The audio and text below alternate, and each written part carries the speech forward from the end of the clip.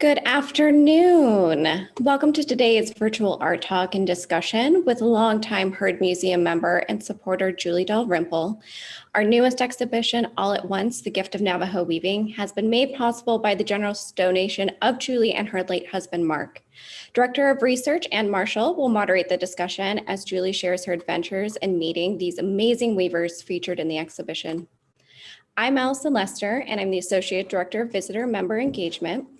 I'm coming to you live from the Heard Museum, where we sit on the traditional homelands of the Akmil Atam and the Halshidam Posh people. Today, they are our neighbors, friends, and partners.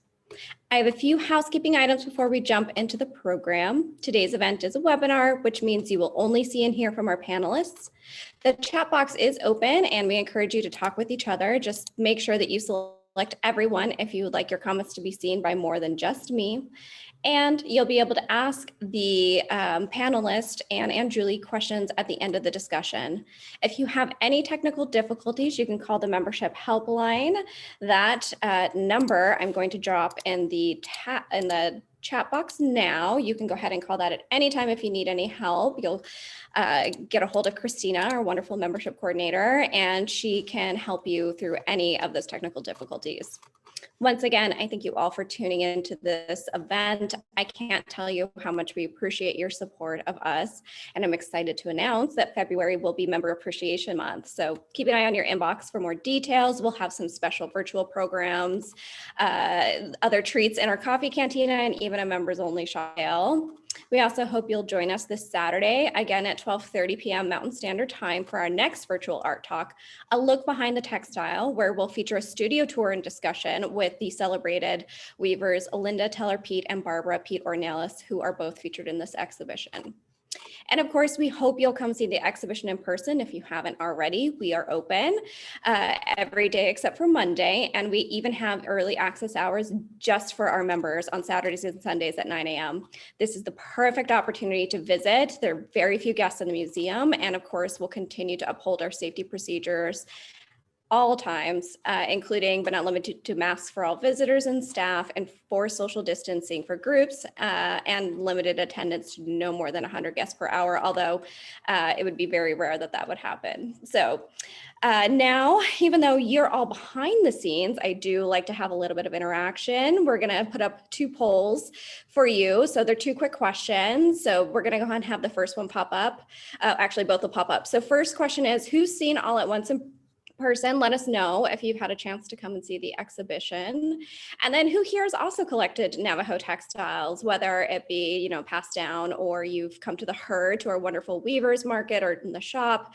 Just love to see how many out there are also collectors of these really beautiful pieces of artwork. All right. So let those come in for a minute.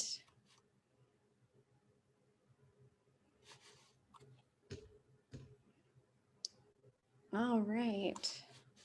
Okay, thank you. Oh, looks like, a lot of people still need to come and see the exhibition, and then who's collected textile? A lot of you have. That's great. And I hope both through this program and the one that we have this Saturday, you'll learn a little bit more, and don't be shy, come on in. Bruce McGee, who is our shop director, is a wonderful resource. So they're always able to help anytime you come in. So without further ado, I'm gonna go ahead and turn this over to Ann and Julie, and then I will come back for the Q&A. So like I said, at any time, if you have questions, do put those in the Q&A portion or the chat box, and then I'll come back at the conclusion, and I'll see you all at the end. Thank you, Allison. Hello, everyone. I've been looking forward to this program so much because I've had a few chances to talk with Julie Dalrymple, and so enjoy hearing about the experiences that she and Mark had as they created this amazing collection, and were so generous to give it to us. So I've been looking forward to this program. Julie, would you join us? Yep. Hi. Hi, Julie. Welcome. So you know, for the first thing I want to say is a big thank you, not just for this gift, but for the gift of the records of the collection, because they were absolutely key to us getting to the weavers. Good. Yeah, Mark was really in charge of record keeping. I was a librarian, so I recognized the importance of keeping all the little pieces of paper and the, you know, award ribbons and so on, the associated stuff. But he's the one who did these wonderful Excel spreadsheets that were incredibly wide, because he had column after column, you know, who wove it, where we got it, you know, what kind of textile it was, how big it was, just all sorts. Oh, price per square foot or square inch or whatever it was. So he really enjoyed doing that, and he had the perfect skill set and mind to do it. Well, and he did weft counts of the text. Yes. Yeah. That's not easy. No, I mean, he'd be peering at it going, Yeah. Sorry, there you go. Yeah. Moving them aside, but yeah. So he did have a magnifying glass, but not a microscope. Well, you know, it sounds as if the collecting was a real team effort, and you know, had similar tastes. We had extremely similar tastes. We would agree on things really quickly. Neither of us was much of a ditherer, so you know, it's like, yeah, this is really great. You know, we like this about it, that about it. Yeah, let's do that. And we tended not to buy things unless both of us agreed. Once in a while, we go, well, if you really want it. Compromise. But not often. Well, you know, we called the exhibition All at Once. And as I've heard you talk about the collecting, it sounds as if there was a number of pieces that was kind of an all at once moment where you just look at it and say, yes. Yeah. You know, and some you go, well, yeah, yes, we like that enough. But some you go, oh God, I gotta get that. And so that's what it was. Well, you know, let's see. Now we've got a PowerPoint, but you have some textiles here that are special to you, but with you that you kept. Yeah, a couple of them I will, there's 3 that I'm gonna show, but 2 of them I'll wait until we kind of get to the point where we're discussing that particular event or whatever. But the first one I want to show is a Florence Rig train chief rug with a train pictorial.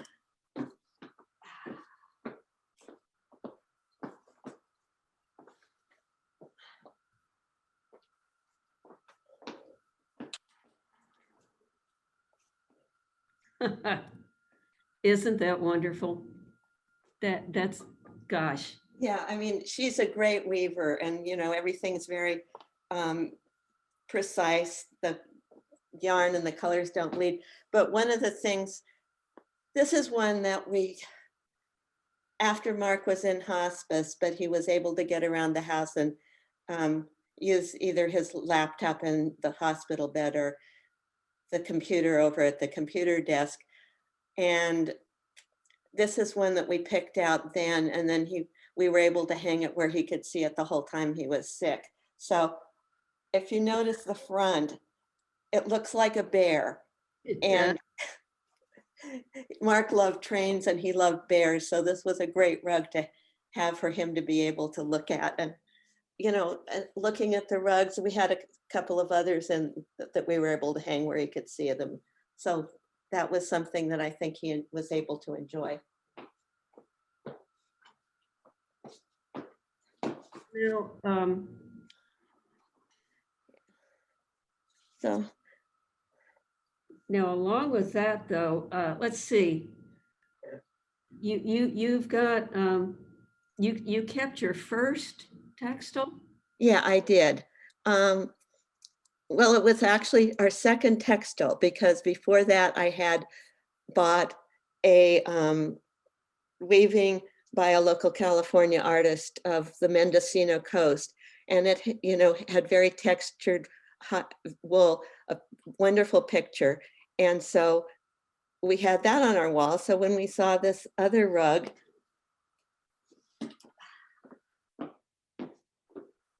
We're already getting some questions.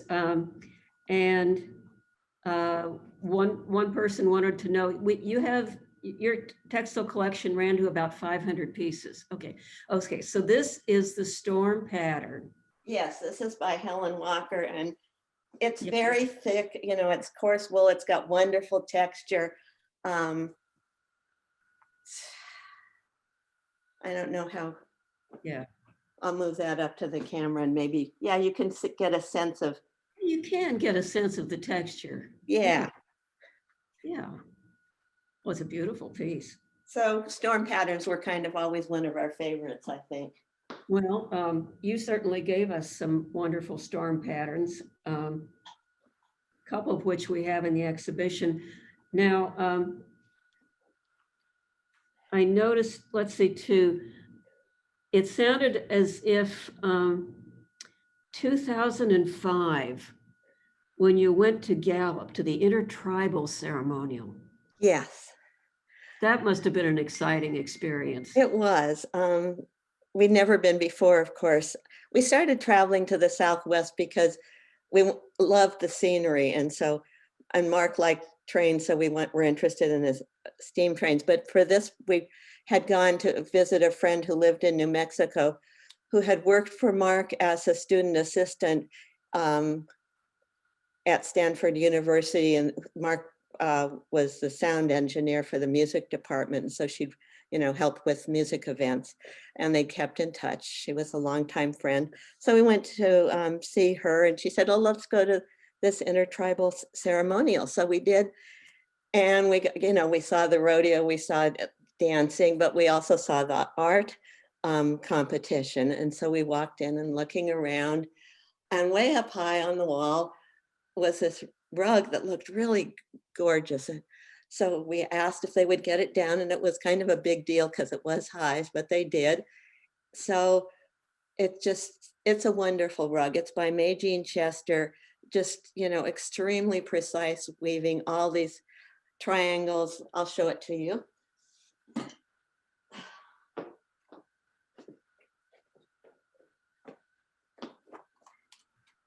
Now, we've also got a photograph of that on a label panel, and it's going to be in your essay in Earth Song. Yeah. Yeah. So, yeah. And this isn't a very good way to see it, but it's really. No, it's not. You can't see. That's better. Yeah, that's better. Yeah. Yeah. Okay. So you can see just. Yeah, that's an all at once moment. Yeah. Yeah. We have it marked as a Clagato, which I guess was what it won its award in that category, or maybe it was best in show. I can't remember. Anyway, but it's really a dazzler with all the different colors. Okay. Diamonds. Well, let's. So anyway, yeah. So Yeah. we bought that, and that's the one that made me think, oh, this just isn't the kind of pretty art that you hang on the wall to kind of make the place look better.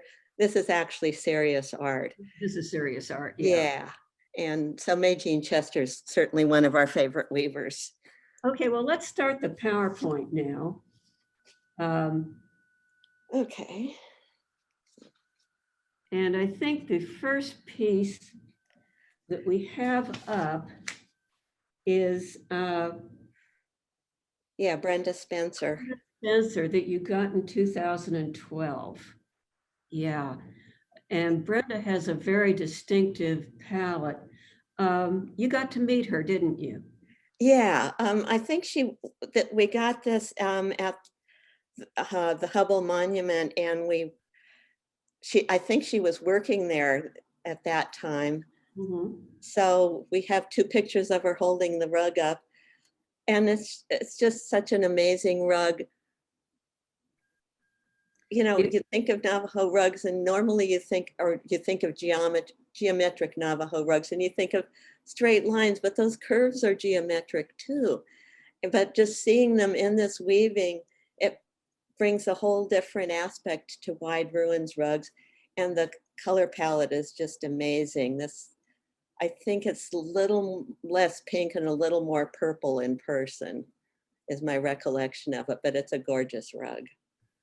It is, and everything you're saying about it sounds exactly like the conversations we had when we were looking at this piece. And of course, creating curved lines is just such a huge challenge for a weaver, but Brenda is so talented that she does it beautifully. Yes. Okay, next one. Oh yeah, I love this rug. Well, I love Pamela Brown's. She has done several that are kind of these little intimate glimpses of moments in her life. We still have one that's her daughter at the eye doctor, you know, peering through the fake, those lenses that they give you. But this one, there she is. You can see the storm approaching. Her husband is working on the roof. He's on the left side. And she's gone up there praying that he doesn't get struck by lightning, I guess. So, and here it's a very realistic, I mean, it's a real moment, but she's used all these stylized elements to convey that moment. And the other thing I have to say is she's braver than I am. Mark would go up on the roof. I stayed on the ground. I would have been willing to pray from the ground, but I wasn't getting up on that roof. Okay, let's move on to our next piece that you got in 2013 at the Herd Fair. Yeah, and we bought it and put it in our records as being by Etta Peacock. And so when I saw that you had Alyssa Ann Peacock, I went back and listened to those wonderful videos that were made about conversations with the weavers. And she told you it was actually her daughter. So now I need to update our records, but this is. Go ahead. Okay, we so much appreciated how every detail varies from one yay to the next. You know, she created all of these design elements, and as well as the very complicated borders. Those are great borders too, if you look at those. And just beautiful, beautiful colors. So, yes. Yeah, this was easy to say. Yeah, want that one. Okay, and while you were at the fair, I believe, you went into the shop and got this textile.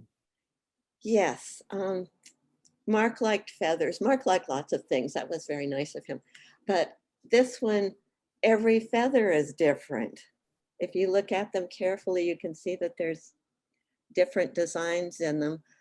And it's, of course, perfectly woven, everything straight, and, you know, the lines descend. You can kind of think of it, you're seeing the arrows at one, or the feathers at one end of the arrow, and then the other arrowhead shape at the other end of the arrow, that the way that she's arranged the feathers makes. Or you can think of them as lances with feathers on the end, whatever. We like this one so much, we actually bought another one. I still have it. I actually hang it sideways so that, you know, reading from left to right, that it's pointing to the right into the future. And that's kind of one of my things of keep going.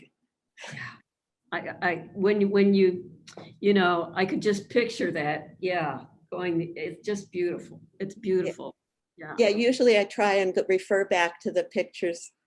If we have a picture of like the weaver holding the rug or whatever, to look at that picture and say, okay, now which way is it supposed to go, and then hang it that way. But in this case, I've made an exception. I think it was, yeah, I think that's lovely. Yeah. Okay, next. Okay, yeah, you don't see very many of these round rugs, and this is a wonderful example because she's a really good weaver of birds. They're interesting to hang, of course. Normally we hung ours by putting a Velcro strip on a slat of wood, and then you hang it, attach that to the wall so that you aren't gluing something directly to the wall. But this one, Mark cut out round pieces of a round piece of masonite, and then put shorter strips of Velcro around the top edge so that it would hang nicely. I actually kept the only other rug by her that we have was, it's called Winter Birds, and it's sort of a winter tree of life. And actually, let me go get it.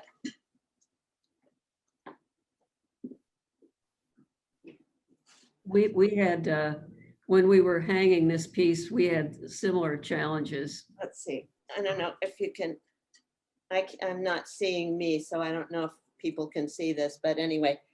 So it's got basically 2 Gray Hills colors. And instead of a corn stalk, it has a tree with bare branches. There are 2 lambs at the bottom, and she's done another wonderful job with those birds. And all in 2 Gray Hills colors. Yeah.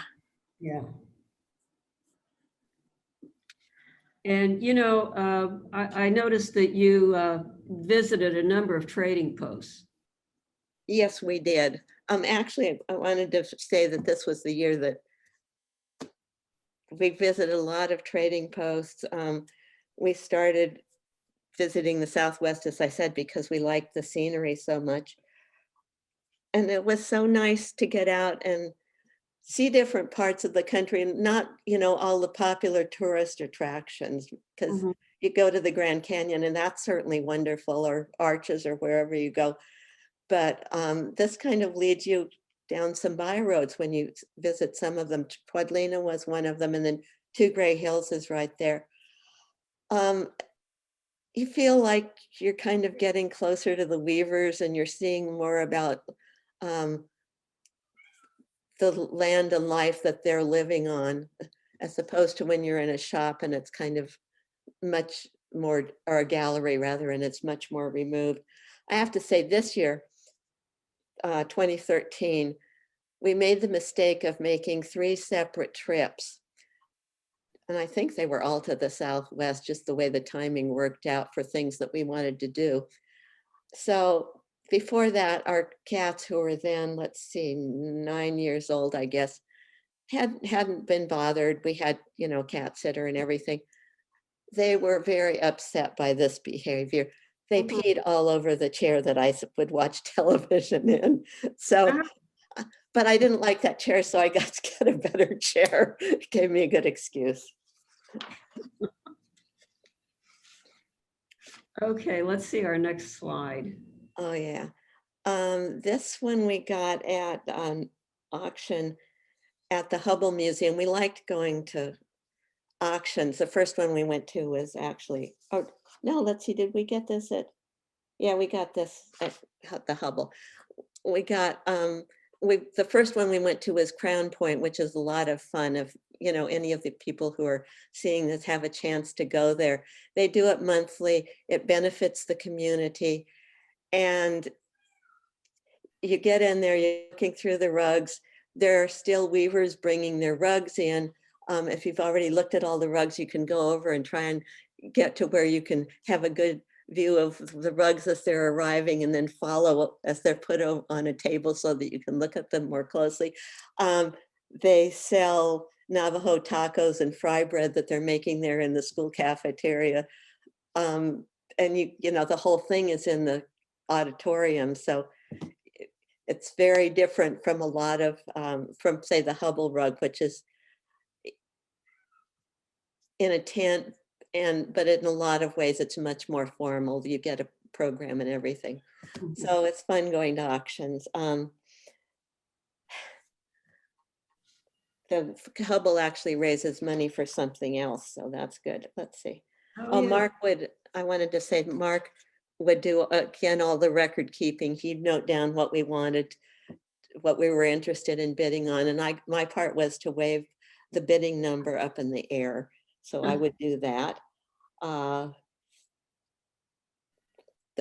We didn't get into a lot of bidding wars because a lot of times either there's no bid or you place the only bid. Yeah. So we did get in a few. The one I particularly remember was for a train pictorial, of course. And I guess the other bidder also really liked trains, so he was bidding against us, but we actually wound up getting it. You got it. Okay. Yeah. Yeah. So, Okay.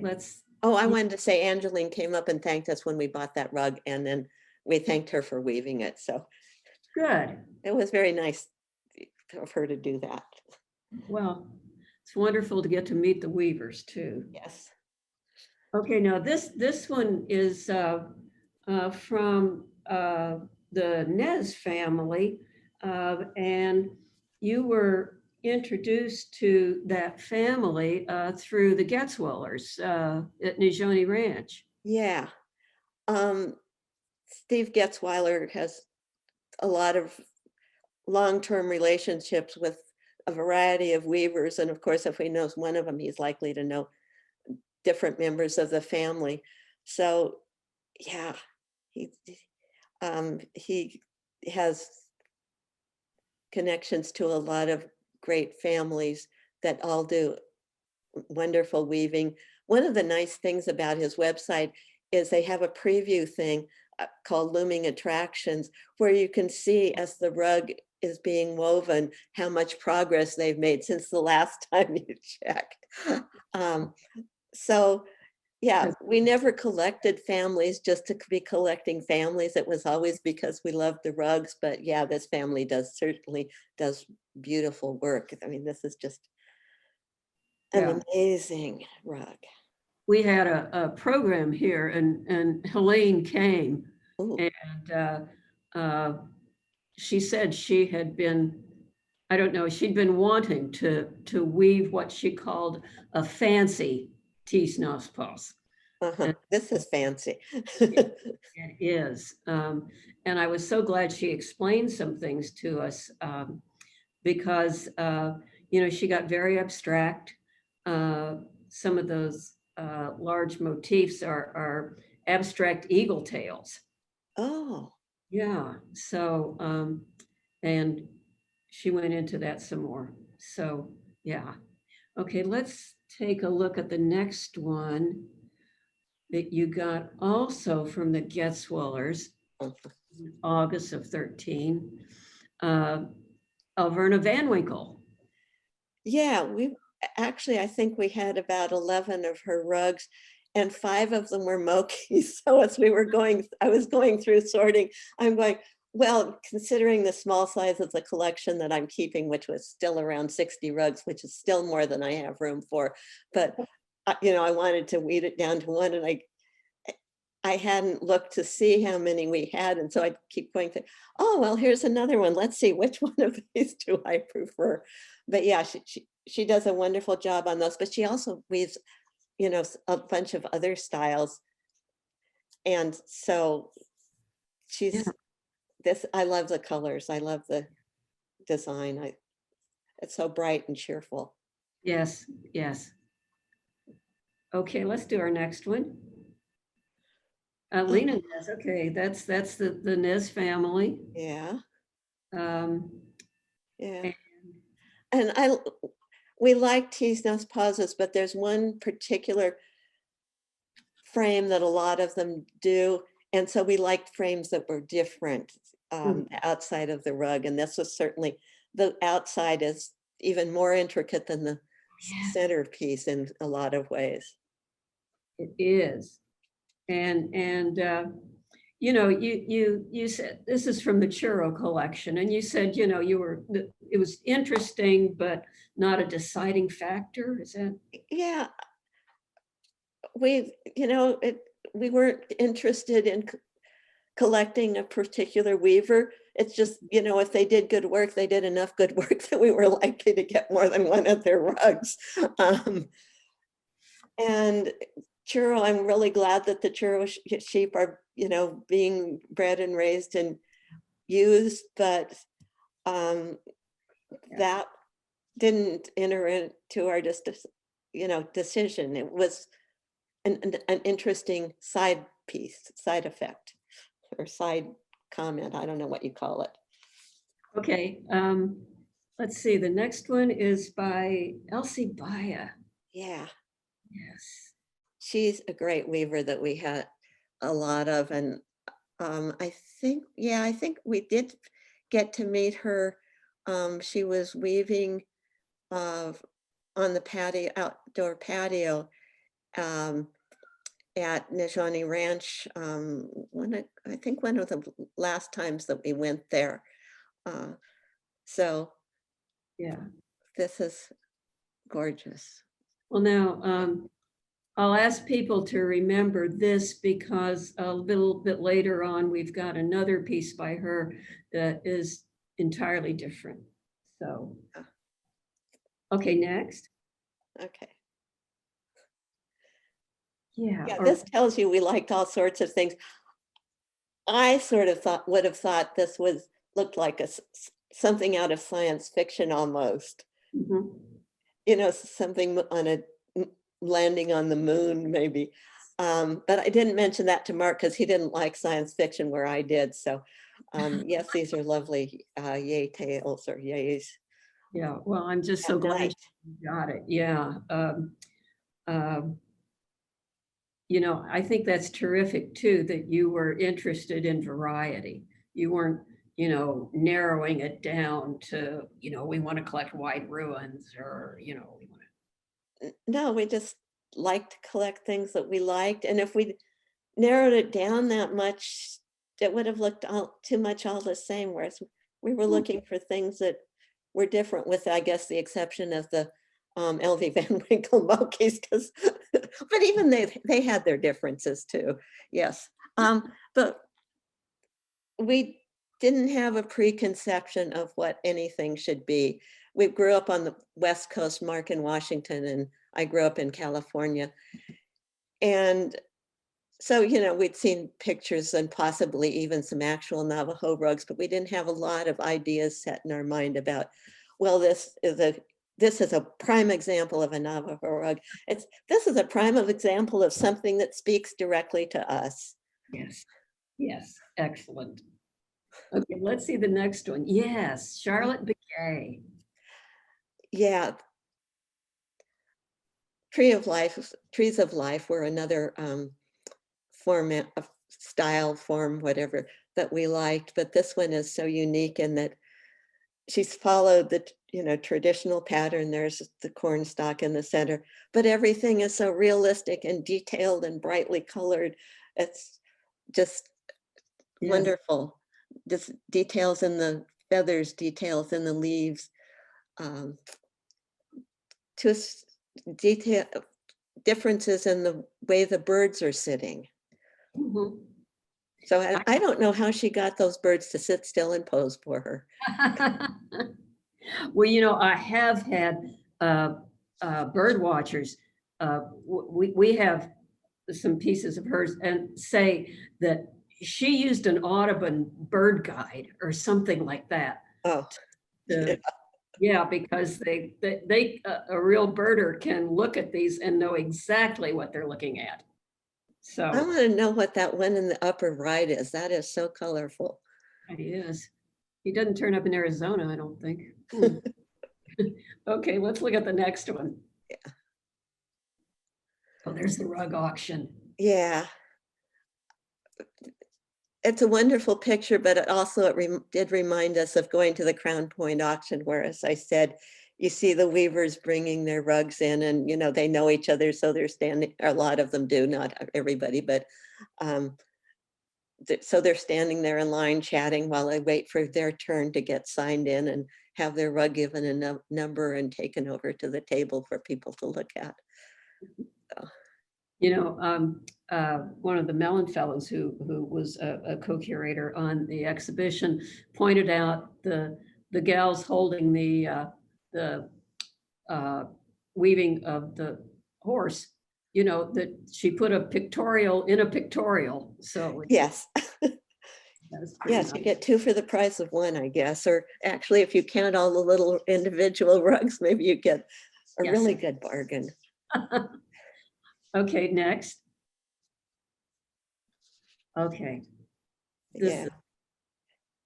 This one has the most amazing sense of motion. It's almost like you've taken a frame in a video of a dance Mhm. and you've frozen that moment in time. You can tell where their feet are going to go next. You can see they're not all statically balanced. They need to keep moving. If they stopped where they were and just stood there, they would fall over. At least I would fall over. They probably have better balance than I do. But yeah, so Yeah. very interesting and beautiful rug. We just had somebody who's watching chip in and say that thought that red bird that we were talking about in the other textile was a scarlet tanager. Okay, good. I'll look up a picture and see. Yeah. You know, but the whole thing about Shirley Combs' ability to show that dancer on the end head on, you know, that is really unique. The older, a lot of the Yei textiles, you know, they've done the feet sideways. Yeah, Even though the figure is front way, they've done the feet sideways because that's the only way they can make it look right. yeah, But yeah, Shirley Comb, this is a special piece. yeah. Okay, next. Oh, yeah. I think, yes, this is one where Mark actually counted the wefts and it has 116 per inch, which is way into tapestry territory. I think that starts at around 80 or something. Yeah. So, and it's just such a fine piece to touch. I mean, yeah, being able to touch them is certainly part of the deal with rugs. I don't think I've said anything about that before, but and I don't quite go over and pet most of them, but they're a joy to be able to touch them and feel them. And of course, the design and the colors are all wonderful, but yeah, it's just an excellent rug.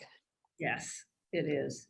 Barbara said that she enjoys for this type of a piece just selecting elements from classic period textiles, and she said there are no rules. So I thought that was kind of Yeah. way to put it. Okay, next. Oh yes. Yeah. We did like wide ruins, and this is even without the lightning strike, which gives it a whole different feeling, but it's got a lot more vertical height in some of the elements than they usually do. Usually they are fairly straight going across, but this one has these, whatever they are, projections from the base of the black line or dark line. And then you get that lightning strike that Yes. really makes you look at the whole piece and Yes. gives it sort of a sense of movement. It really does. It really does. You know, in the exhibition, we put that next to Brenda Spencer's. Oh yeah, because they're both sort of experimental wide ruins. Yeah. Okay, next. Oh, you're one of Marlowe's now. Yeah. He also was one of our favorite weavers. We didn't have as many of his, but I don't think he does as many because look at all the different design elements and colors and everything in this one. I think he's the only weaver in our collection that I would call say produces modern art. We got to hear him talk one time, and he was talking about how he was trained in painting and drawing, and you can really see how that comes through. There's a bird on this one, and I don't have this rug available, but we have the first rug that we bought has a cat looking out, seeing a bird flying by.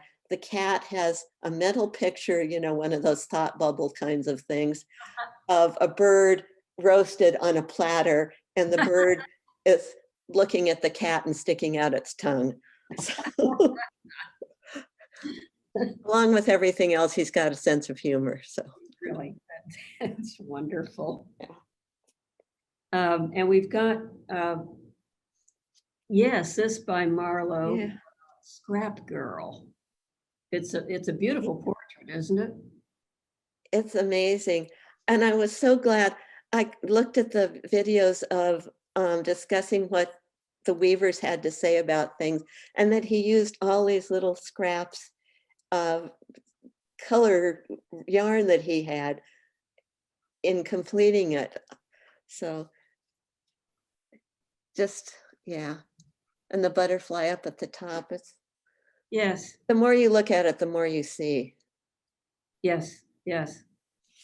Well, and Marlowe talks about how he takes 3-ply Germantown yarn, splits it up, and then recombines it with a ply of perhaps another color, so he gets that shading that he's after. So he Oh, is, yeah, he's trying to paint. that's wonderful. Yeah, yeah. I bead, and the only way you can get your own color is if you start with that Fimo clay and make your own. Yes, really. So, Yeah. but yeah, you can, sometimes you can get an impression by, you know, putting an array of different colored beads next to each other. Mhm. So I sympathize. Okay, let's look at the next one. Oh, yeah, well, you've got several pieces now from the Laughing family. Yeah, From Michelle.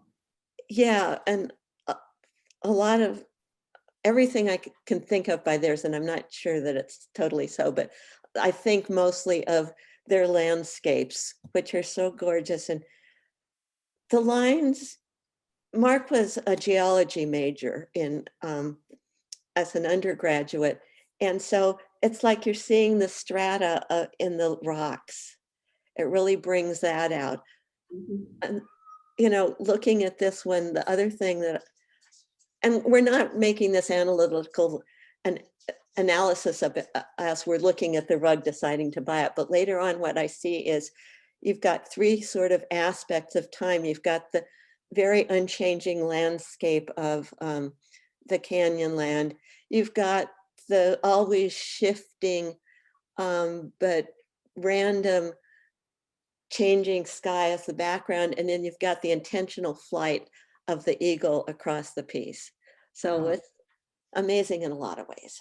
Yeah, that is a lovely way to think about it, Julie. It really is. Okay, and then we've got Linda Teller Pete's Migration of Dragonflies. Yes. And I like the story about this one too, how she was hurrying to finish it and got a little help from her family. Dragonflies are one of my things. So Yeah. I admire the dragonflies so much in this one. You know, Linda, story about, you know, this not being finished and Michael and Barbara helping at the last minute. She has a couple textiles like that that she was telling us about. So I can't tell you how many artists could probably tell the same kind of story where they're just racing against the time and deadline to get their pieces in for market, for jurying. And, you know, this time she had some very talented people helping her in the form of That's kind of nothing new. You hear the stories about the classical artist and then they discover a piece and you're going, well, is this by Michelangelo or is it just from his studio? Yeah. And maybe it was kind of both. He, you know, somebody painted the background and he finished it. I don't know. Anyway, so yeah, that's been going on for a long time. Family projects. Okay, next. Oh, I'm glad, you know, let's see, that should be, okay, I think we've got a little confusion with that. That should be Grace Nez, actually. Okay, yeah. Yeah, and that's the mom. Okay. Yeah, Yeah. and yeah, you know, we included that in the exhibition so that we were able to show 3 generations from that Oh, Nez family. okay. Yes. So, okay, Yeah. let's. So they do And, great work. Oh, yeah. okay, Here's a laughing that okay, isn't. yeah, Duh. Um, no, no, this is, I think we've got I think the captions are confused. So this one is actually oh, Carrie. oh, yeah, this is. Yeah, Okay. this is Carrie Yazzie. Yeah. Yeah. Alpaca wool. Yeah. Again, that didn't factor into our decision, but it's an interesting thing to know. Back when Yes. I was still trying to knit before I gave up and just decided that that wasn't my thing, I got some alpaca wool. So it's Yeah. kind of interesting to work with. Yeah. That's one where, I almost hesitated to mention it in the exhibition because we don't want people handling it, and I wish they could, Yeah, yes, please. If you go see the exhibit, do not touch the rugs.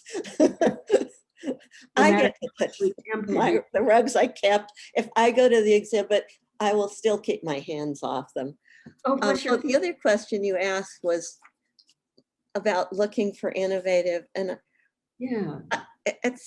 we were just looking at rugs that we liked, and we saw lots of amazing rugs, but the artist gets to decide what kind of rug they make, how their design is, and then it's our decision whether we like it.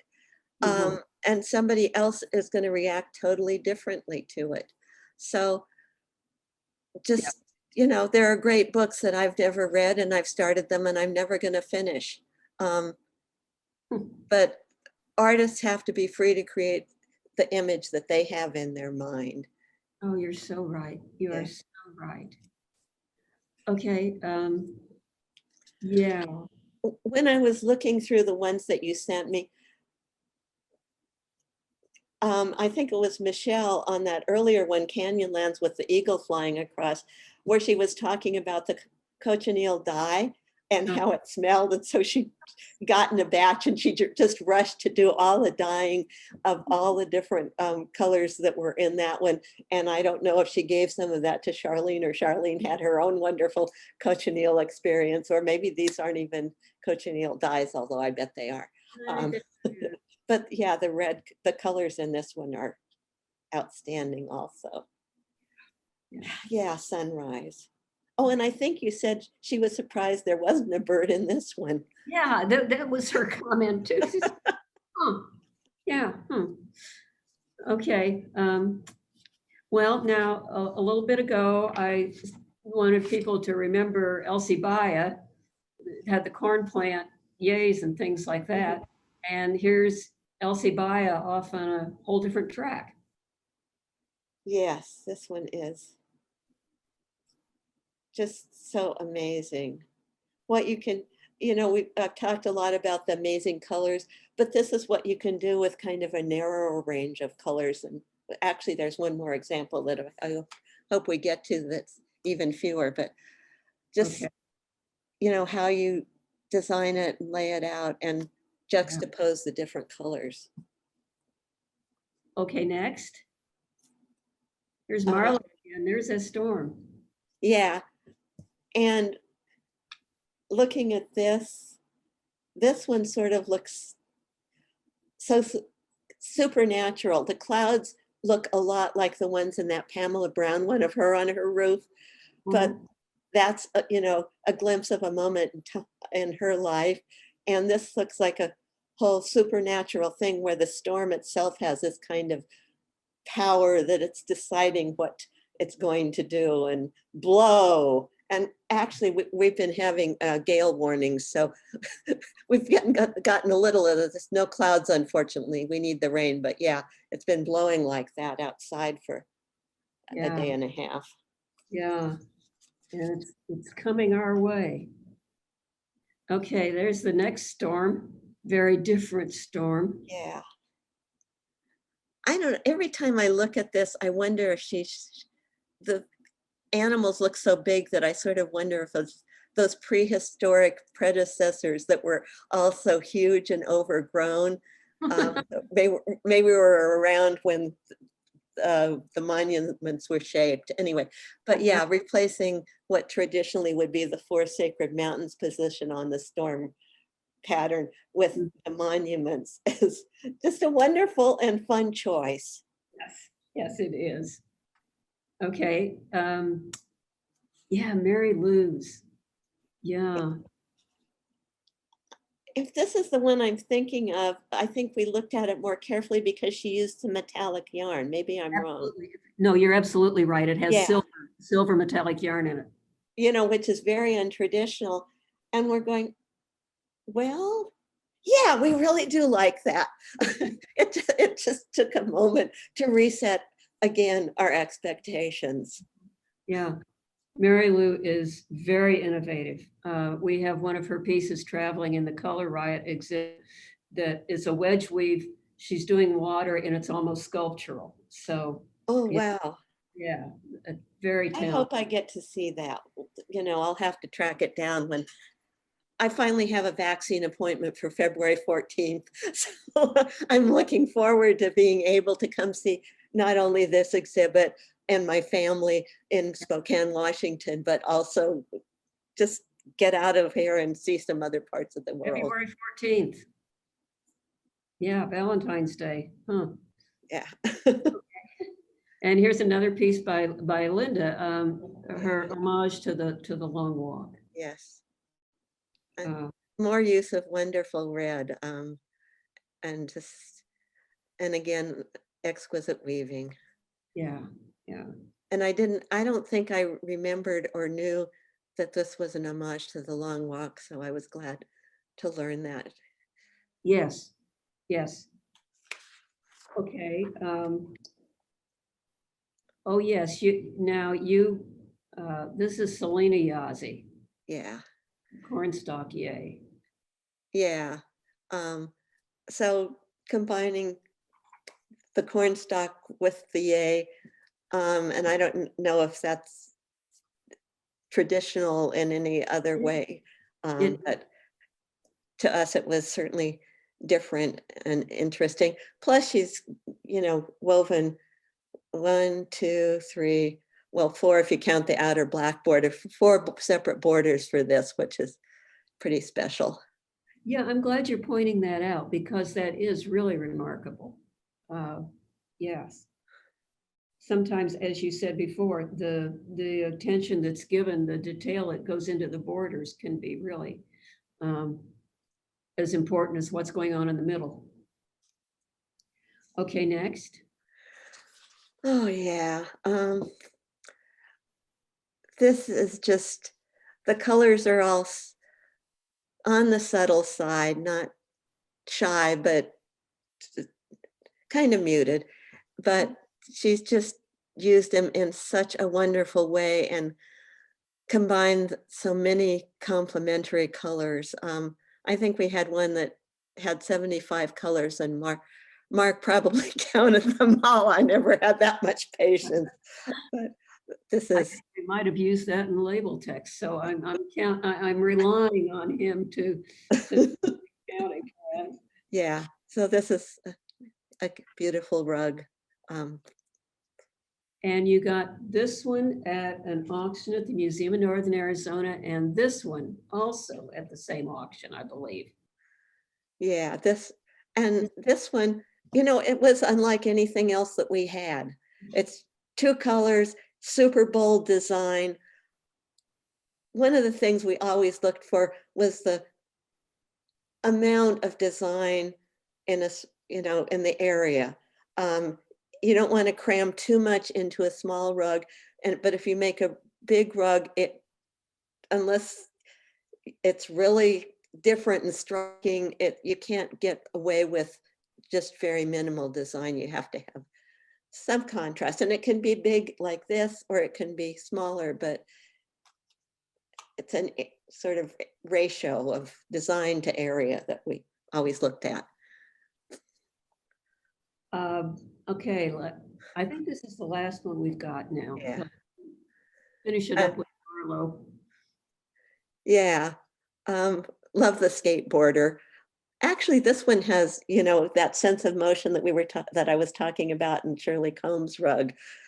You know, if everything came to a halt there, he'd go flying off the skateboard, which I guess they often do, unfortunately, but this one's successful so far. And it's kind of got a cloud theme going in the upper right corner. Yes. And Yes. just, you know, very traditional upper border elements. Yeah, just a lot of amazing things successfully combined. Oh, yes, and this is another one from that same auction. So, yeah. Well, I think that kind of concludes what we had in the way of a PowerPoint. I know, Julie, I had asked you about, you know, did you have books that you were really, really I important? was a librarian, of course we had books. Question. Yeah, we bought quite a few books and I tended actually to skim through them and, you know, maybe something would catch my eye or I'm going, oh yeah, I really want to read about that weaver. And it would kind of go in one eye and out the other. But Mark was really good at learning the biographies and the relationships and so on from them. But we both, the thing that I think we didn't appreciate was how different Navajo weaving is from most weaving. And so reading about that, and even if you just see somebody weaving, unless they're talking about the whole process, you don't necessarily recognize the difference unless you're a weaver yourself. Mhm. So I was really happy that we had them. Yes. Books to, you know, help us. And we did learn more certainly about the styles and the history and so on. We never collected historical rugs, but it was interesting to see what had come before.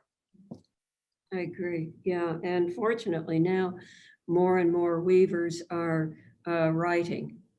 So you're getting books by weavers. Yes, Yeah. and making videos.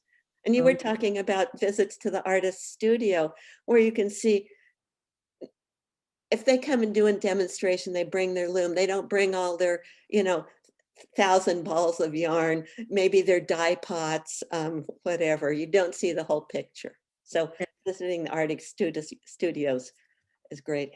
We're looking forward to the Saturday program that will have Barbara Teller Ornelas and Linda Teller Pete in their studios. So I'm certainly looking forward to that. So am I now, now that I know that it's coming. Good. Allison, were there any questions or any things we needed to go back to? Yeah, we've definitely had quite a few questions come in, so thank you, everyone. And now's the time to submit them. And if we don't get to your question, I apologize. We have some very, very great ones. And also I wanted to say thank you both to Anne and Julie. What a truly unique experience hearing directly from you. I could just listen to this for hours. And certainly these textiles are just exquisite. And I really hope you all have a chance to come down and look at them. So, you know, the first question I have is, you know, in the exhibition, we have about 46 textiles and a dozen more that were added to the collection. With all your meticulous record keeping, can you quantify how many you've had at any one time? Like, how many textiles have you had in your collection? Or do you even know? I think we were at 504 when Mark died. And, you know, we didn't have room for all of them on the walls. So the theory was we would rotate them. The truth is, you know, we'd put up the new ones, take down the old ones, and until we packed them up for the herd exhibit, they kind of, I never saw them again. You know, we had a sort of standard 3-bedroom house, so not a huge number. I still have about 60 some, maybe it's gotten to 70 now. I added a few. And, you know, as you collected, did you really look for any weavings that filled like a hole or, you know, specific color styles? I know you said, you know, you loved collecting from different artists because you didn't want everything to be the same. So did you have like a wish list that you've always wanted or that you finally were able to add to your collection? There were certainly weavers and styles that we'd kind of try to look for, but unless we really liked them, we wouldn't buy them just to fill a hole in the collection. We never, you may have noticed there are no Germantown rugs. Mark in particular didn't like neon colors. I would like them okay if they sort of went together and probably were not the whole range. Neither of us liked, you know, that super icky Pepto-Bismol pink in a rug. So we never got a Germantown rug, but we, you know, I would look and go, is this the one? No, no, no. And this question's for Anne of the textiles that Julie and Mark donated. Were those able to fill any gaps in our own collection or anything that surprised you with the donation? Well, it wasn't necessarily surprised, but yes, there were several weavers that we admired, but knew they either weren't in the collection or they were minimally represented. Certainly, you know, we had a number of Barbara Teller analysis. We had her Two Gray Hills, but we didn't have the work she'd been doing with her child's blankets and the classics. I don't think we had any Linda Teller Pete. We had a couple of Marlowe's pieces. And then we just, and Shirley Combe. Yeah, don't get me started, but yeah. Oh yeah, you had that wonderful, I think it was Marlowe that did the Angry Birds. Yeah, Angry Birds. Tree of Life. That was a great one. We've loaned Angry Birds about 4 times or something like that to other people's exhibitions. I mean, people just keep wanting that. Yeah. And speaking of Marlowe, I had a question is, do you think, and this could be a question we need to ask Marlowe, he's always so accessible, you know, do we think he's influenced by Kandinsky at all with his textiles? Because they're so contemporary and modern and just the way that they are almost like paintings on those weavings.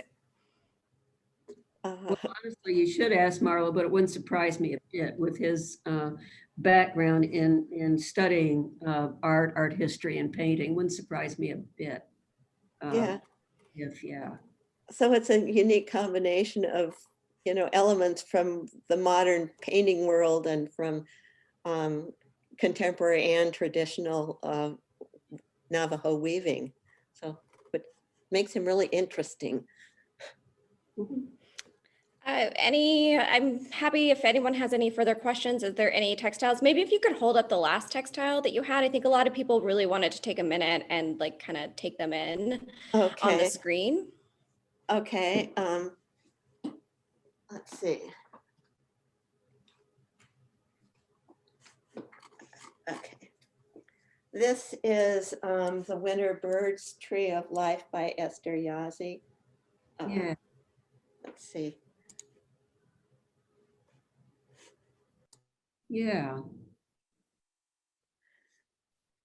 And yes, the herd gets the rest of the rugs when I pass.